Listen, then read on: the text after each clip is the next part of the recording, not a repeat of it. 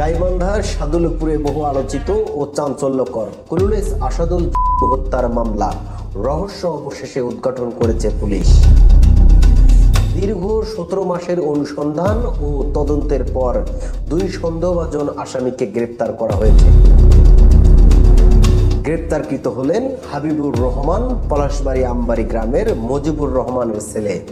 অপরদিকে আরেকজন হচ্ছেন সীমা আক্তার, সাদুলপুর ইদুলপুর ইউনিয়নের কাবিলপুর সোনাতলা গ্রামের রেজাউল ইসলামের মেয়ে।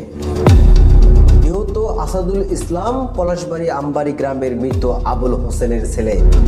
তাকে নির্মমভাবে হত্যা করে লাশ ফেলে রাখা হয় ইদুলপুর ইউনিয়নের একবারপুর এলাকার ব্রিজের নিচে।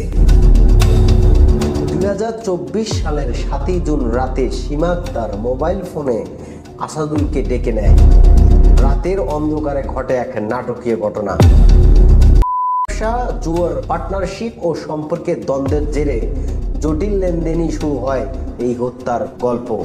তদন্তের দায়িত্ব পান পুলিশ তদন্ত কেন্দ্রের এসআই সুপত হালদার। তথ্য প্রযুক্তির সহায়তায় তিনি মামলার পুঙ্খানুপুঙ্খ তদন্ত করে আসামিদের অবস্থান শনাক্ত করেন। গত 11 নভেম্বর রাতে বিশেষ অভিযানে পলাশবাড়ি থেকে হাবিবুর রহমান ও সাদুল্লাপুর থেকে সীমা আক্তারকে গ্রেপ্তার করা হয়। তদন্তে জানা যায়, হত্যার পর দুজন ঢাকায় পালিয়ে গিয়ে বিয়ে করে সেখানে বসবাস করছিলেন।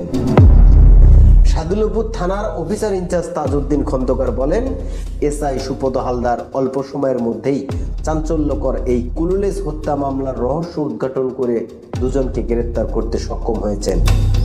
তদন্ত অব্যাহত রয়েছে। 17 মাসের অপেক্ষা শেষে কুলুলেস আসাদুল তারা মামলার জট খুলেছে অবশেষে। সাদুল্লাপুরের এই আলোচিত মামলায় পুলিশের সাফল্য আবারও প্রমাণ করলো ন্যায় বিচার হয়তো দেরিতে আসে, কিন্তু হারায় না। ডেস্ক রিপোর্ট, মুক্ত সময়।